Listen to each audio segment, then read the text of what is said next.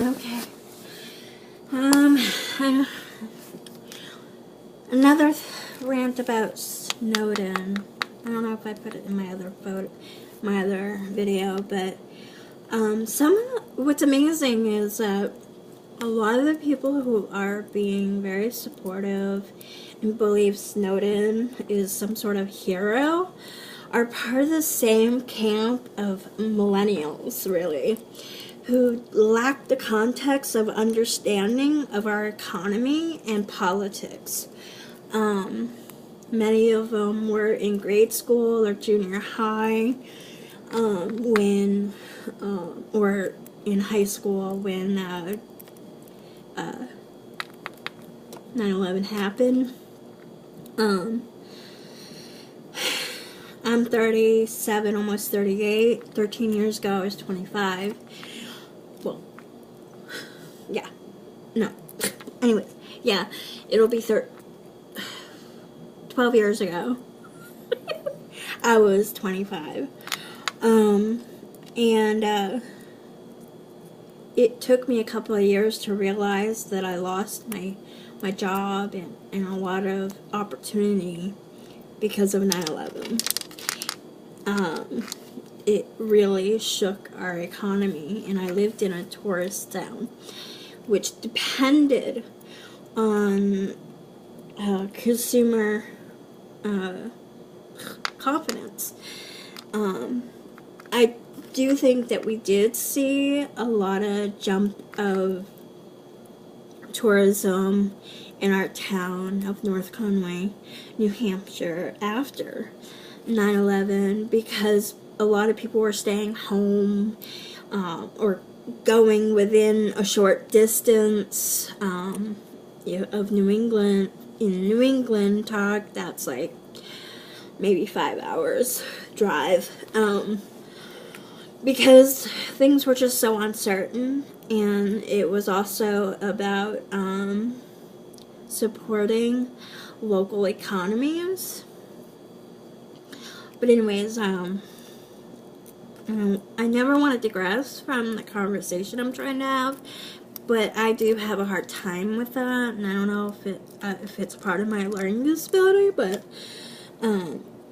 it has a lot to do with thought process. And I really need to talk to someone about that and what my diagnosed learning disability is. But anyways, my other problem is that a lot of the people who are calling Snowden a hero also are part of the Occupy movement, which, by the way, the only reason there became an Occupy movement was because they were influenced by a Canadian magazine called Adbusters. And if you talk to other Occupy movement members, they like to deny that, and most of them who are denying it are white U.S. citizens. So anyways, or, even members of Anonymous. Anyways, I guess, the problem I have with a lot of, again, like the supporters of Snowden and the Occupy people is that the economy was really going crazy in the dumps. In the middle, like, we could say the first term of Bush's administration, he could be considered not at fault for the economy's tanking after 9/11, but if you listen to some of the whistleblowers of 9/11, you can backtrack on that thought and say that him as a Republican who never has had to work an honest day of his life, the economy meant nothing to him. And a lot of conspiracy theorists believe that 9/11 was done by our own government. which I think that's kind of far-fetched in many instances. And I said in my other video that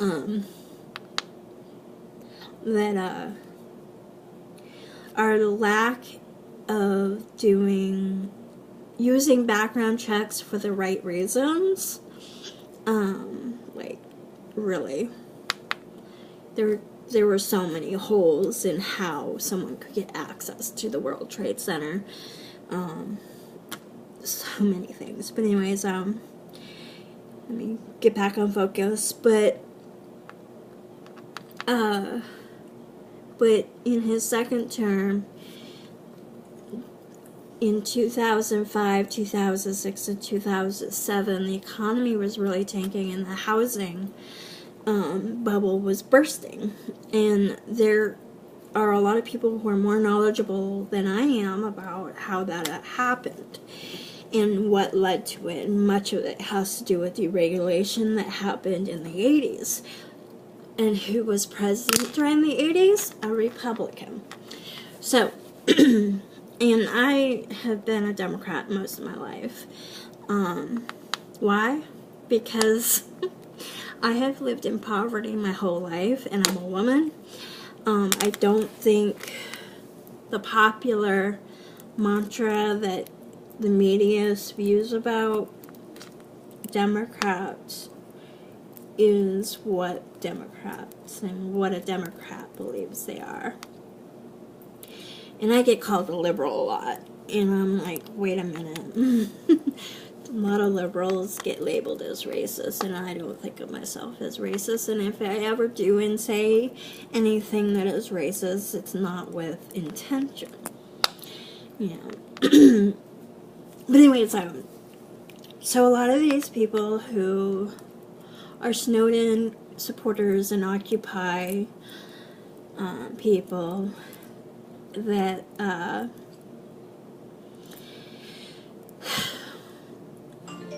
are anti-Obama now because they are in denial of their own racism.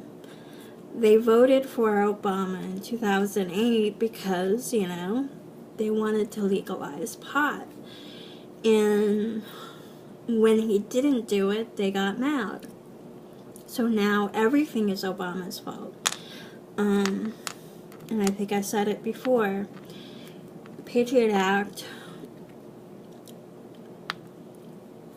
you have to get a lot of support, and it's going to take a lot to get that thing out and destroyed.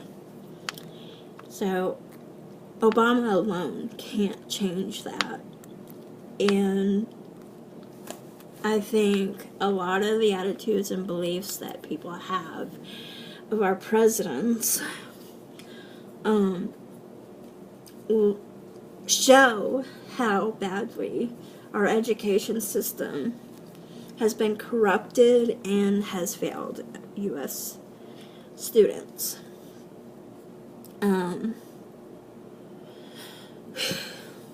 Yeah.